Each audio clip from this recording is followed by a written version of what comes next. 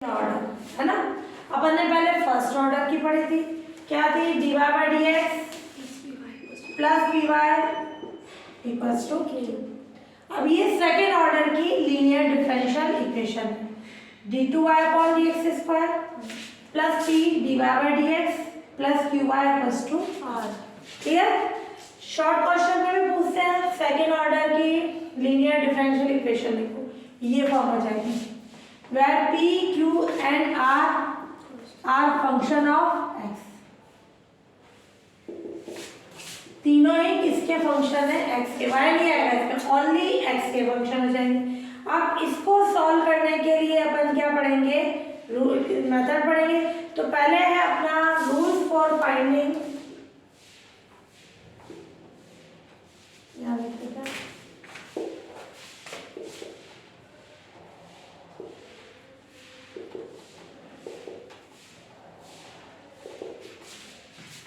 the complementary function।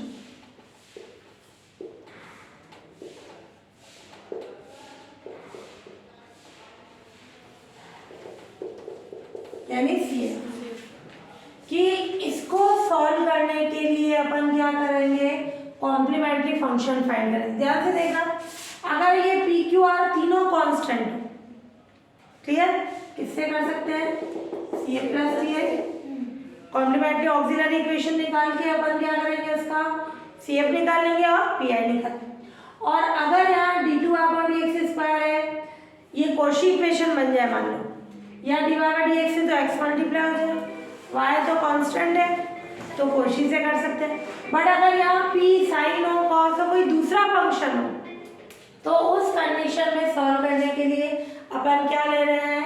Complementary function find करने का rule ले रहे हैं। ये भी शॉर्ट क्वेश्चन में पूछते हैं कि इसके कॉम्प्लीमेंट्री फंक्शन के लिए क्या रूल होगा।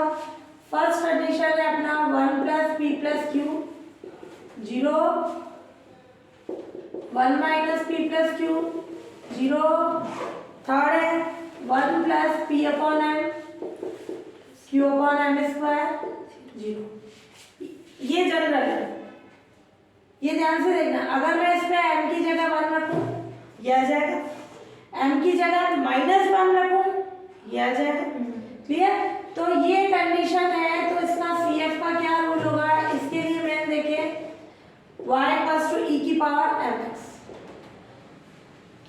ये जनरल इक्वेशन होगी। हमेशा d2y/dx² का कोएफिशिएंट 1 होना चाहिए। क्लियर? 1 है। 1 होने के बाद अपन PQR फाइंड करेंगे। PQR फाइंड करने के बाद अपन बोल रहे हैं अगर 1 plus P plus Q 0, check करके देखेंगे, या 1 माइनस पी प्लस क्यू 0 आ रहा है, या 1 plus P upon M Q upon M का स्क्वायर 0 आ रहा है, तो अपना CF निकलेगा। CF क्या होता है? इसका सॉल्यूशन का एक पार्ट निकाल रहे हैं। जैसे अपन बोल रहे थे y = CF प्लस CA, ये कंप्लीट जनरल सॉल्यूशन है। जनरल सॉल्यूशन का एक पार्ट है, तो अभी मैंने y लिखा है तो ये कंप्लीट सॉल्यूशन नहीं है, उसका एक पार्ट है, तो उसको अपन y से डिनोट करेंगे। अभी वो CF है, e की पावर mx। अब अगर मैंने m1 रखा, क्या आ जाएगा? e की पावर s। अगर m -1 रखा, e की पावर माइनस। क्लियर? ये जनरल फॉर्म थी अपने, तो ये CF का पार्ट हो जाएगा। और अगर अपने p प्लस क्यू एक्स 0 है, p को प्लस q को x से मल्टीप्लाई करें, इनका सम 0 है, तो उसके CF का पार्ट क्या होगा? y = x हो जाएगा। क्लियर? और ये p plus 2px plus qx² = 0 है। ये कंडीशन, तो उसके CF का पार्ट क्या होगा? y = x²। क्लियर? ये y = x² की फॉर्म है। और ये 6 कंडीशन है m-1 plus pmx plus qx² = 0 है। ये तीनों सेम ही है। y = x की पावर है। अगर मैं m1 रखूं 0, px प्लस qx², उसमें से x कॉमन निकाल लो, ये आ जाएगा। तो m1 रखने पर CF का पार्ट ये हो जाएगा। अब अगर मैं m2 रखूं, क्या आएगी कंडीशन? 2, क्लियर? और इधर क्या आएगा? 2px और ये qx² यहाँ p भी लिखना, क्लियर? ये कंडीशन हो जाएगी। यहाँ करेक्शन करना, यहाँ p नहीं आएगा 1, तो यहाँ पे भी p नहीं आएगा। अपन ने 2 रखा, क्लियर? तो क्या आ जाएगी कंडीशन? 2 माइनस पर ये 2, तो यहाँ 2 की फॉर्म आएगी। p नहीं आके 2 की कंडीशन रखना है ना। ये जनरल है, इसके लिए CF का पार्ट ये होगा। m1 रखे तो ये आ जाएगा और m2 रखे तो ये आ जाएगी कंडीशन। तो मैं अपने जनरल m वाले हैं 2 कंडीशन, CF के पार्ट आकर, अगर इनके अलावा कोई कंडीशन आएगी तो अपन आगे दूसरे मेथड पढ़ेंगे, क्लियर? हर चैप्टर में एक क्वेश्चन के एक से ज़्यादा मेथड होंगे, लास्ट में जनरल मेथड होगा, उनसे करना चाहो उससे कर सकते हो, नहीं तो इससे। मेन इस क्वेश्चन का चैप्टर का आता है वेरिएशन ऑफ पैरामीटर का आता है, पर ये मेथड्स आने चाहिए उनके लिए। हाँ, यहाँ है -1 रखा, ये हो जाएगा -x e⁻⁻x, क्लियर? तो PQR फाइंड करके अपन चेक करेंगे कौन सा रूल अप्लाई हो रहा है इनमें से। हो गया तो ठीक है, नहीं तो आगे दूसरे मेथड है ना। इसके लिए एग्जांपल फर्स्ट, गिवन इक्वेशन है d2y/dx² -x² dy/dx plus xy x। Clear? ये इक्वेशन है। क्या लें? बाय इक्वेशन फर्स्ट, ध्यान से देखना, हमेशा इसको जनरल से कंपेयर कराएंगे। Comparing equation first by d2y/dx², second order की इक्वेशन से p dy/dx qy = r, इससे कंपेयर कराया। p होगा -x², q होगा x और r होगा s। क्लियर? क्या कुछ कॉएफिशिएंट होता है तो पहले डिवाइड कराते हैं। अब इनमें से कौन सा रूल चेक करें? लग रहा है 1 + 3 + 2 0 आ रहा है क्या? मैं इस पे इन दोनों की पावर अलग अलग है, ये वाला भी नहीं लगेगा, ये जनरल वाला भी नहीं लगेगा। अब आए नीचे वाले में, इसको अगर मैं x से मल्टीप्लाई करूं, p + qx कितना होगा? 0। अरे इनमें से रूल लग गया, तो p + qx 0 है, सो y = x CF का एक पार्ट है।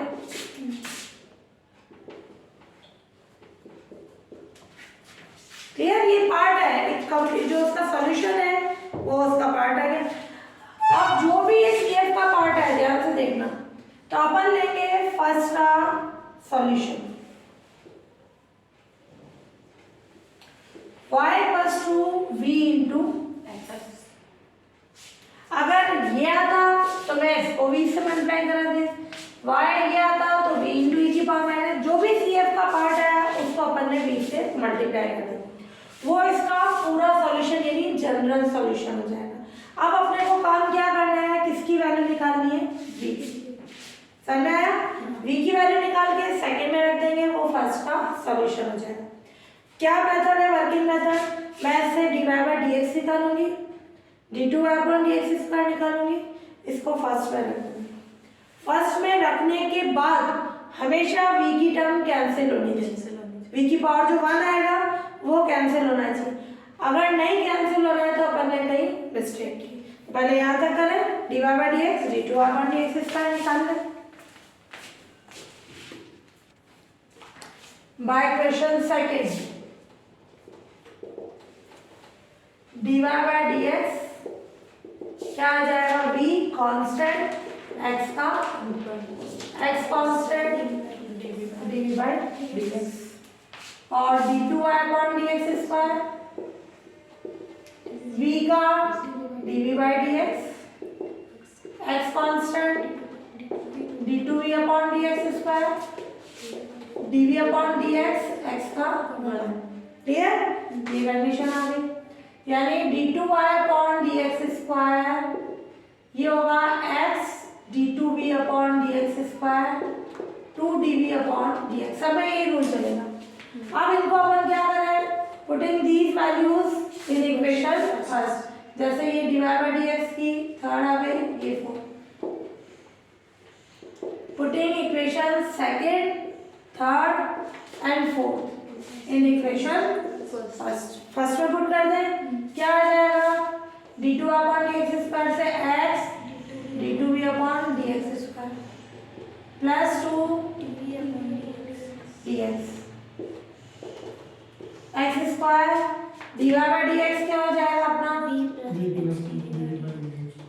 x db by dx, clear. और ये आया फिर x y यानी dx is equal to clear.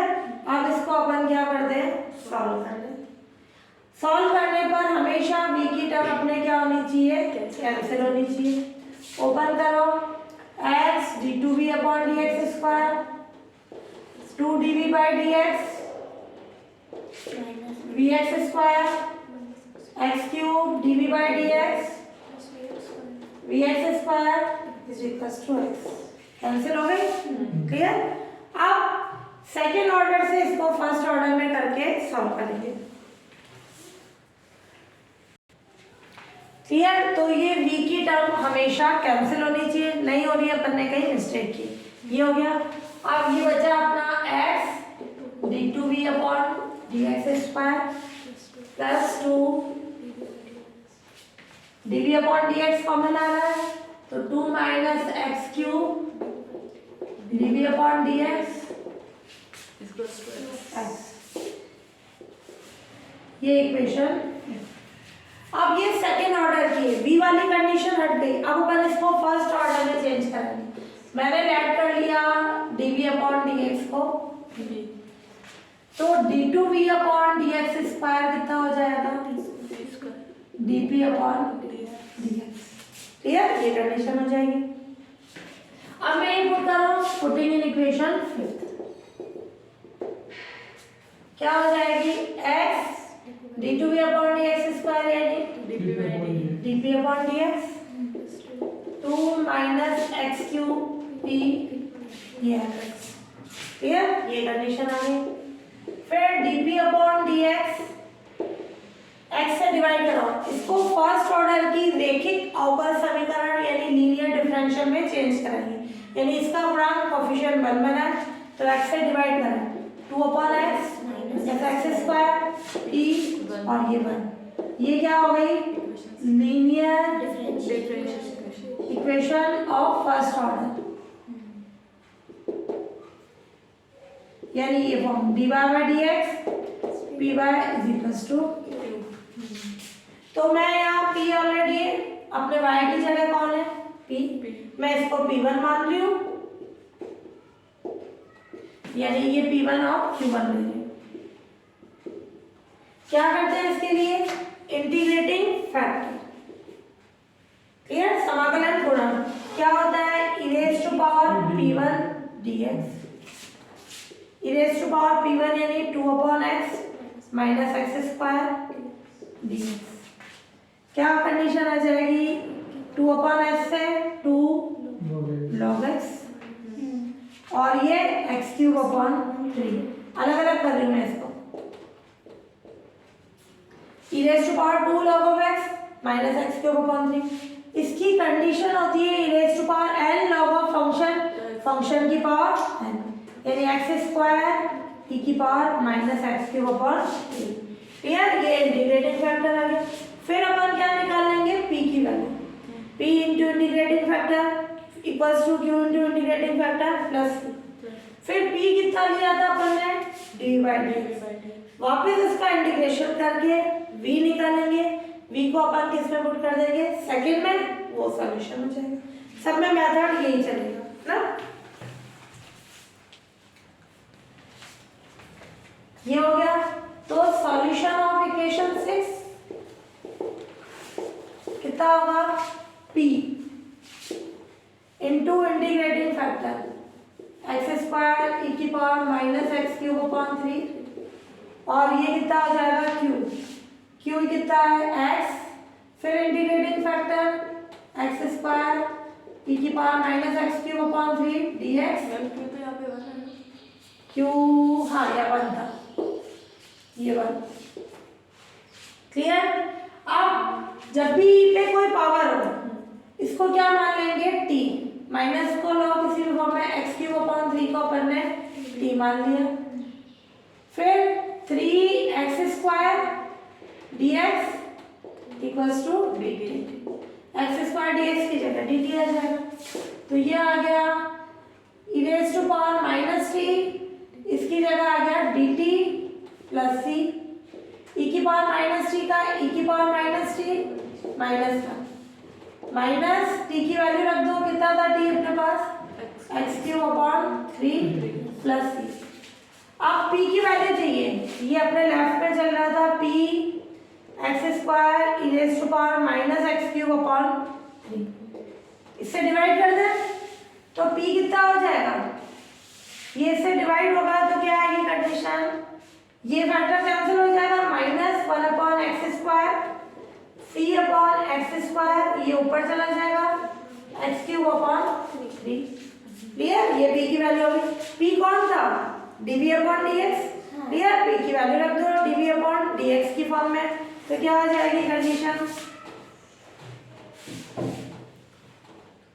ये dx को उधर भेज के इंटीग्रेशन करेंगे, ध्यान से देखना 1 अपॉन एक्स स्क्वायर का इंटीग्रेशन माइनस 1 अपॉन एक्स, इसका इंटीग्रेशन होगा ही नहीं क्योंकि एक्स स्क्वायर अपॉन में आ रहा है, इंटीग्रेशन की फॉर्म में रखेंगे और इंटीग्रेशन का एक नया कांस्टेंट लगा देंगे, वो आएगी किसकी वैल्यू v, v को सेकंड में रखेंगे, वो आ जाएगा अपना सॉल्यूशन।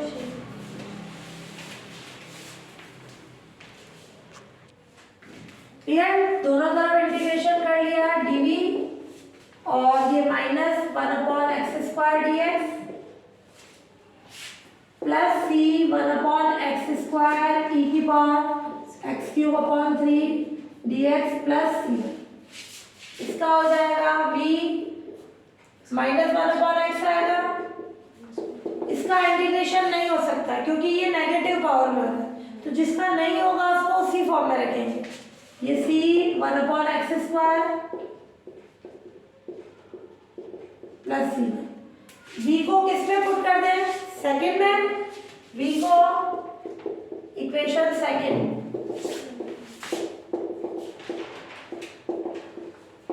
रखने पर फर्स्ट का रिक्वायर्ड सॉल्यूशन आ गया, यहाँ वैल्यू रख दो v की, क्लियर, और x से मल्टीप्लाई कर दो, वो आ जाएगा फर्स्ट का सॉल्यूशन, क्लियर, रखने पर फर्स्ट का सॉल्यूशन प्राप्त होता है, क्लियर, इस पे रख देना वो सॉल्यूशन हो जाएगा।